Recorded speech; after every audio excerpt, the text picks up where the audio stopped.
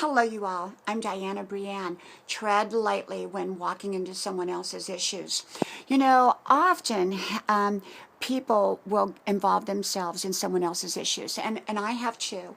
And, whether it's a work-related issue, whether it's a family issue, whether it's a church issue, whether it's a neighborhood issue, whether it's a social group issue, whatever kind of issue. I think number one, we need to stay informed and we need to keep our opinions to ourselves until we have gathered an awful lot of information.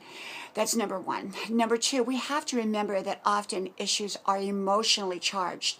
And the more emotionally charged, often the bigger the possibility of getting a negative reaction, to the point of it can end relationships. When there's an emotionally charged issue, often we get emotionally charged results and reactions. And so we have to keep in mind that it's not always right for us to step into a situation and start giving advice and start giving our opinions, because often that's going to backfire on us. And then what's going to happen is it can end a relationship, it can end a work relationship, it can make it very uncomfortable at work, it can end a friendship, it can end a social relationship, it can end a neighborhood relationship where people don't talk anymore.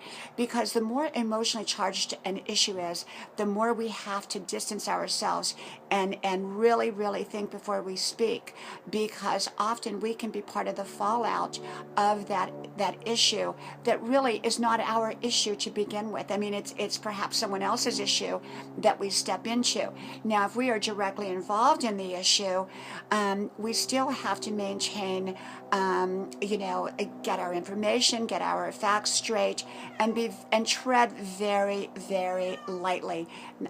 Our kitty's meowing. And we have to tread very, very lightly, because if we don't, like I said, it can backfire on us. And the more emotional an issue is, the more likely it will backfire. So often it's wise to keep your opinions to yourself, and I try to do that.